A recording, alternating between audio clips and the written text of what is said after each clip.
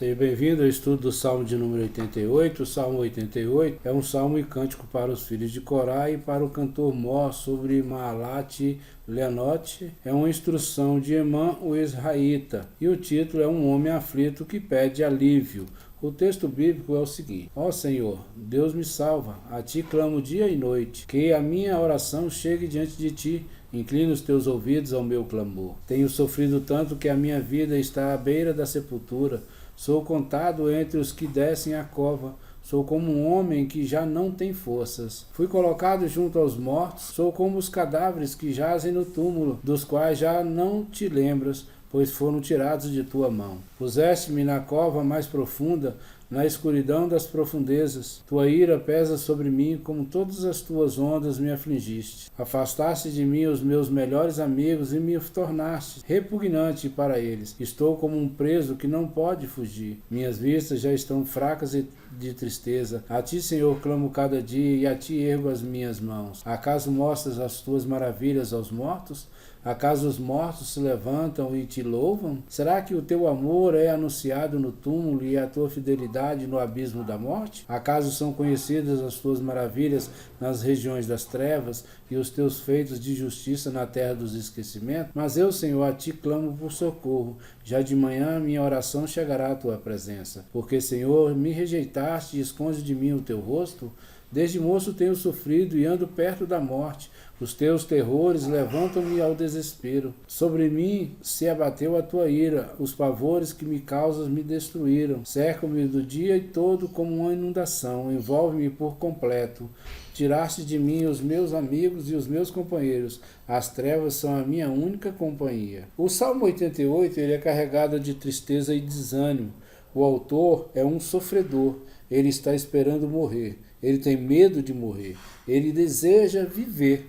A sua mente ela está dominada por uma escuridão que parece não ser irradiada por um único raio de esperança ou de consolo. É a este respeito, diferente da maioria dos salmos, que se relacionam com a doença, a tristeza, o sofrimento, pois nesses salmos geralmente surge, em resposta à oração, um lampejo de esperança, alguma visão alegre, alguma perspectiva sustentadora. De fato que, embora um salmo comece em desânimo e tristeza, ele termina com alegria e triunfo. E assim nós devemos comparar, certo, esse salmo com os outros, que é o Salmo 6, versículo 9 ao 10, o Salmo 7, versículo 17, o Salmo 13, versículo 6, o Salmo 42, versículo 8 a 11, o Salmo 56, versículo 11 ao 13, o Salmo 59, versículo 16, o Salmo 69, versículo 34 a 36. Mas neste Salmo não há alívio, não há conforto, como o livro dos Salmos foi elaborado para ser útil em todas as épocas e para todas as classes de pessoas.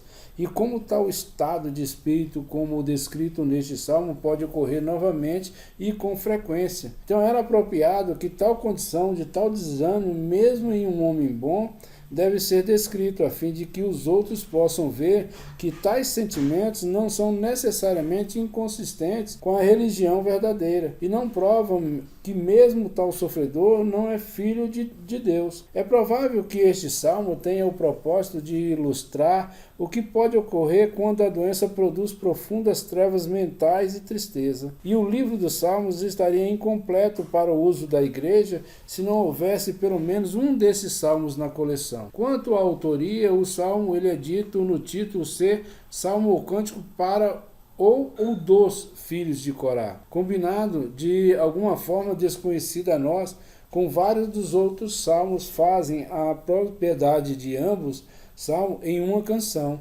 A frase para os filhos de Coré ou de Corá significa provavelmente que foi composta para seu uso e não por eles, a menos que Emã ou israelita fosse um deles. Sobre a frase ao chefe dos músicos, nós devemos observar o título do Salmo número 4.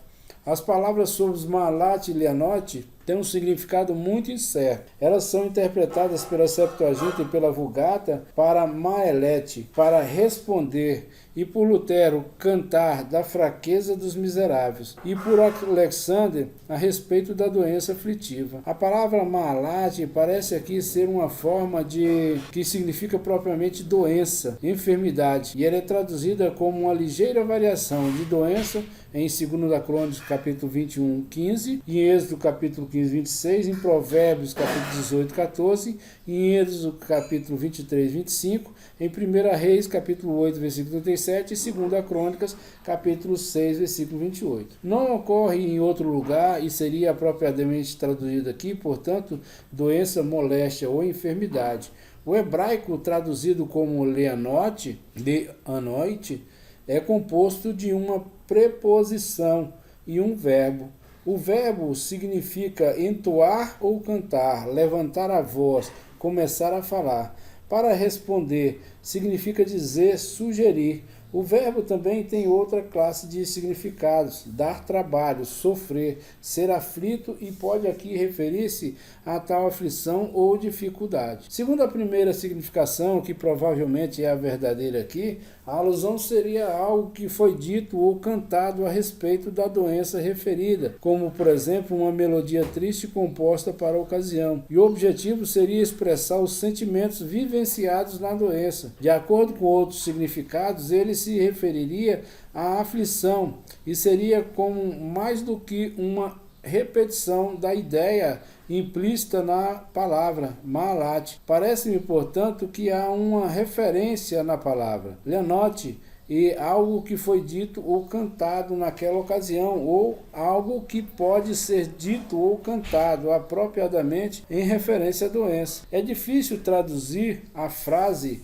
mas pode ser traduzida um tanto literalmente, concernente à doença, para ser dito ou cantado, isto é, em referência a ela.